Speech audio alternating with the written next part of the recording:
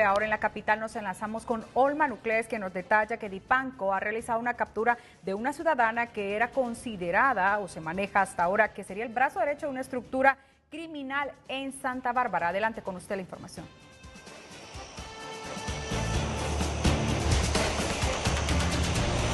Así es, gracias compañera. Y es que a esta mujer que ha sido capturada allá en el departamento de Santa Bárbara se considera parte de una estructura criminal denominada Los Sietes, brazo financiero que ha movido nada más y nada menos una cantidad no menor a los 100 millones de lempiras, todo esto producto de actividades ilícitas. Mario Molina es el portavoz, o más que todo el director de la Dipanco. Escuchemos.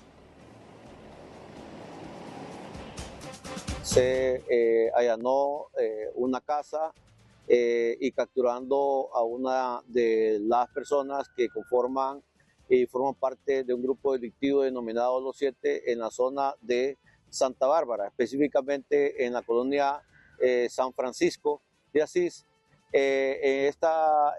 Las investigaciones junto con la Fiscalía contra el Crimen Organizado determina a detalle que esta persona hacía transacciones mayores a más de 1 millón de lempiras, los cuales habían sido por parte del tema de extorsión en contra de comerciantes, transportistas y personas particulares. Había también más víctimas, más o menos asciende a unas más de 90 víctimas, que al sumarlos, pues más o menos asciende a más de 100 millones de lempiras. En esta ocasión, la Fiscalía contra el Crimen Organizado, junto con el juez de jurisdicción nacional competente, giró la orden de captura por el cual esta persona ya capturada va a enfrentar los delitos de lavado de activos y extorsión agravada.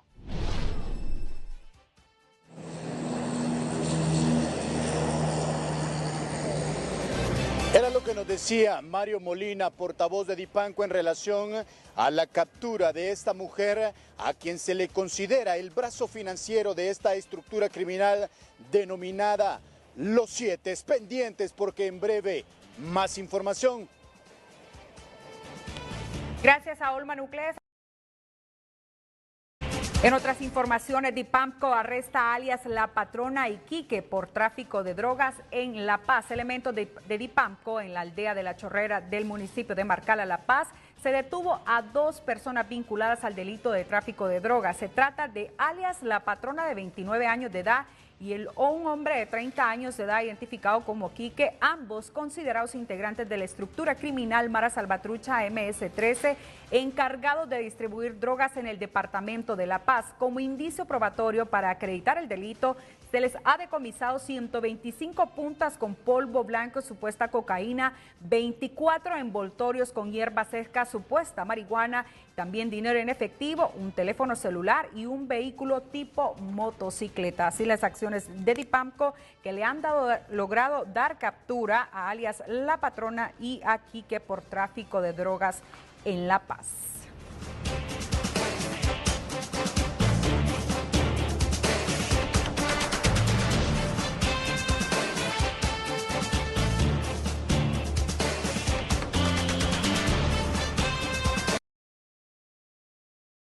Bien, muchísimas gracias, compañeros. En estudio me acompaña la diputada Maribel Espinosa y también precandidata a la presidencia por el Partido Liberal de Honduras. Diputada, ¿qué pasó con esta amnistía política? ¿Era el fin con el que se aprobó esta ley? En pocas palabras puedo decirle al pueblo de Honduras que fue una trampa más de Libre en contra del pueblo hondureño, porque mediante esa amnistía se dejó en libertad personas que habían cometido delitos como malversación de caudales públicos, abuso de autoridad, de eventos y de hechos criminales anteriores al año 2009, y eso es grave. Asimismo, mediante esa amnistía se dejó en libertad a personas que ya habían sido condenadas por la justicia ordinaria. En ese sentido, es una decepción. Engañaron al pueblo una vez más. Ahora, diputada, ustedes cayeron en esta trampa. No, yo no caí en esa trampa, yo no voté por ese decreto, ni siquiera estaba en el país cuando se votó sobre ese pacto de impunidad. Ahora, el último que prácticamente se le ha perdonado es a Padilla Sunseri. ¿El objetivo de Libre es designarlo como candidato a la alcaldía de San Pedro Sula? Bueno, no puedo especular si quieren designar como candidato al señor Padilla Sunseri. En definitiva, en este país la conclusión es que aquí solo los descalzos van presos. Ahora, ¿no eran presos políticos estas personas? No, muchas de ellas no, porque cuando las acusaciones son por malversación de caudales públicos, nada tiene que ver con una amnistía política. Otro tema, la sede. ¿Podría declararse inconstitucional en las próximas horas? Bueno, yo siempre he estado en contra de las sedes porque atentan contra la forma de gobierno y contra el territorio de Honduras. Y creo que en el Congreso se le falló al pueblo. Vamos a ver qué dice la Corte Suprema. Ahora, si se declara inconstitucional y comienzan a llamar a los diputados que estuvieron de acuerdo, ¿esto podríamos catalogarlo como persecución o es prácticamente lo que merecen? Mire, no es lo mismo perseguir a los criminales en un estado eminentemente democrático que en un país donde se utiliza la ley como instrumento político. No es lo mismo. Sin embargo, sí debo de reconocer que quienes aprobaron la sede sí cometieron delito. Por lo tanto, en un Estado de Derecho deberían de enfrentar la justicia. ahora, la manera como se podría declarar inconstitucional a falta de algunos magistrados. Eso ya es un tema de procedimiento y creo que la señora presidenta no debería de verse tan mal, porque me parece a mí que es el pleno de los magistrados propietarios que fueron electos quienes tienen que decidir. Entonces, eso solo me induce a pensar algo. Si va a utilizar integrantes u otros, va a elevar a esa posición temporalmente a magistrados de cortes de apelaciones, eso solo me dice algo, quiere decir que no cuenta con los votos. Muchísimas gracias a la diputada Maribel Espinosa. Es lo que le puedo informar a esta hora, compañero. Vuelvo a estudios principales. Buenos días. Continuamos con más noticias del área policial y le damos detalles a continuación que la Dirección Policial de Investigaciones captura a un padrastro por la supuesta violación en perjuicio de su hijastra de 14 años en Comayagua. La Policía Nacional logró darle captura al padrastro que se le supone responsable del delito de violación en perjuicio de su hijastra de tan solo 14 años de edad. El arresto se realizó en el barrio Torondón, en la ciudad de Comayagua. Según el reporte policial, el sospechoso habría cometido el hecho ilícito durante la noche en su casa de habitación, ingresando al cuarto de la menor y tomándola por la fuerza. Cabe mencionar que la menor le comentó sobre el hecho a sus maestros, mismos que denunciaron ante la Secretaría de Niñez, Adolescencia y Familia, SENAF, por lo cual se coordinó junto al Ministerio Público la rápida captura del sospechoso. El detenido es un hombre de 28 años de edad, originario de San Pedro Sula y residente en la colonia Lazos de Amistad en Comayagua. El capturado ha sido puesto a la orden de la Fiscalía del Ministerio Público para continuar el proceso de acuerdo a la ley y la niña tendrá que ser evaluada por un médico forense.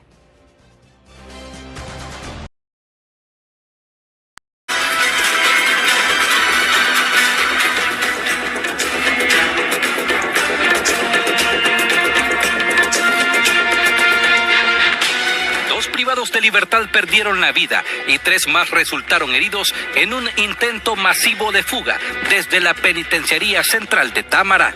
Los fallecidos, Carlos Andrés Soler y José Alejandro Cruz. Mire, no van a estar escapando de privados de libertad de los centros penales. Y si alguien traspasa las líneas de la ley o que la ley marca, el centinela no tiene otra opción. No es amenaza, no, sino que tenemos que respetar la ley. Usted se pasa un semáforo en rojo, o pega o le van a hacer una infracción. Eso lo sabe todo el mundo. En los centros penales, el que cruza las líneas no autorizadas el centinela está en la obligación de disparar. Lo que pasa es que ellos hacen eso en bloque para causar mayor confusión. O sea, si ellos hubieran salido los 72 no tenemos problemas, pero tenemos problemas con el módulo y teníamos problemas con 72 personas que quieren salir a través de los diferentes puntos. Pero mejores medidas, yo creo que las medidas fueron efectivas. Hoy no estamos reportando un tan solo fugado, que eso es lo que nos corresponde a nosotros. El que traspasa las líneas es su problema. No ha habido ningún disparo entre reos porque no tienen armas. Nadie, si hubiera habido un arma, hubiera habido algún PM o algún agente penitenciario herido, porque ellos están encerrados, solo se miran las ventanas y nosotros entramos enfrente de todos ellos. Alguien dispara contra nosotros, obligatoriamente hubiera un herido o un muerto de parte de la autoridad, y no es así. De inmediato, equipos de la Policía Militar del Orden Público, Unidad de Inteligencia y del INP redoblaron la seguridad y realizaron requisas. Tampoco donde están los narcotraficantes van a tener o se les van a cambiar las medidas. Más bien se les van a incrementar.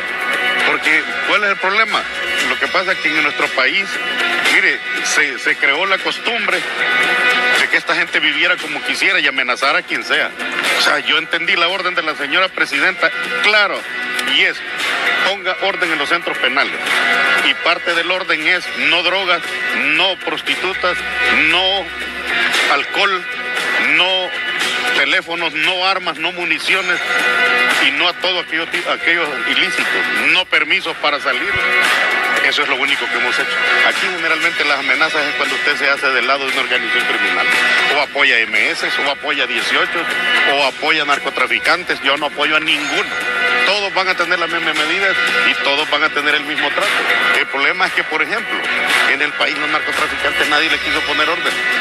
Y querían hacer lo que quieren en todos los centros penales y gobernar a la manera que quieren, y no lo van a hacer, al menos mientras sus servidores. En las afueras del Hospital Escuela, los familiares de los privados de libertad exigían conocer el estado de salud de los heridos. Únicamente 3 de ellos, pero se recuperan satisfactoriamente después de la atención médica recibida. Porque toda la noche nosotros pasamos aquí en vela y ningún penitenciario, ningún PM fue digno de darnos información de nuestros privados de libertad. Porque yo me metí con otra persona que ella iba a consulta y yo me hice pasar como que iba acompañante de ella. Por eso fue que yo entré al Hospital Escuela. Entonces, aquí tenemos que ser claros y cada quien asume una responsabilidad. Y los entes que corresponde investigar, que investiguen. Pero el centinela tiene la obligación de disparar cuando alguien no hace caso a las advertencias que le dan. Ninguno de los privados de libertad logró el objetivo de escaparse de la cárcel. Las visitas no serán suspendidas por esta situación y los heridos ya se recuperan satisfactoriamente. Con la edición de Julio Rivera y junto a René Martínez, soy Bridele Uceda para Hable Como Habla, Televisión Digital.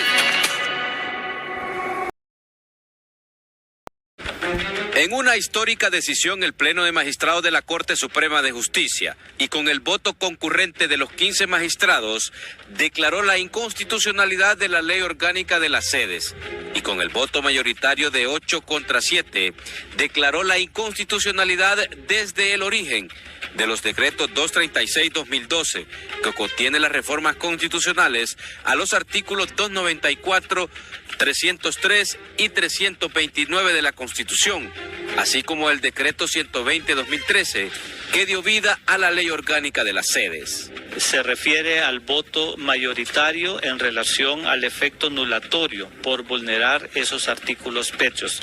Pero los magistrados de Corte Suprema de Justicia están de acuerdo en su totalidad que la Ley Orgánica de las Sedes es inconstitucional, como también es inconstitucional la reforma que operó en ese momento en relación a los artículos de naturaleza pétrea. Es un voto que llamamos, estrictamente hablando, un voto concurrente, porque hay acuerdo en esa inconstitucionalidad de la norma, pero hay diferencia y ahí es donde opera el voto mayoritario en relación al efecto nulatorio por vulnerar esos artículos de naturaleza pétrea.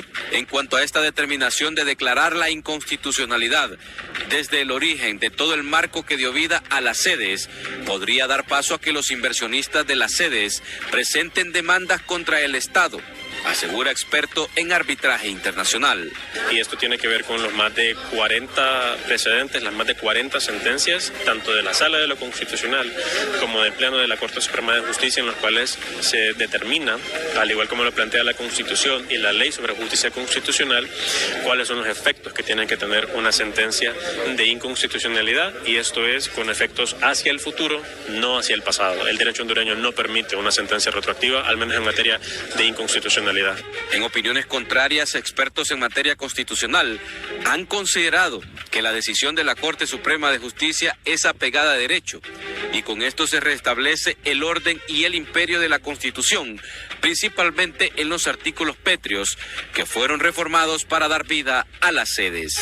Que la reforma constitucional para incluir la figura de las sedes fue reformado fue hecha por el Congreso Nacional, a pesar de que se estaba tocando un artículo pétreo que no puede ser reformado por ningún poder constituido. Por tanto, estamos hablando de una violación grave, y en ese sentido tanto la Sala de lo Constitucional como el Pleno de la Corte Suprema de Justicia tienen la obligación de evitar que esa reforma que está trastocando un artículo pétreo pueda seguir teniendo efectos jurídicos y vida. Y en ese sentido, la sentencia del Pleno de la Corte tiene que ser con efecto retroactivo para poder regresar a la Constitución, a su texto original, y que no se siga poniendo en riesgo ese artículo pétreo.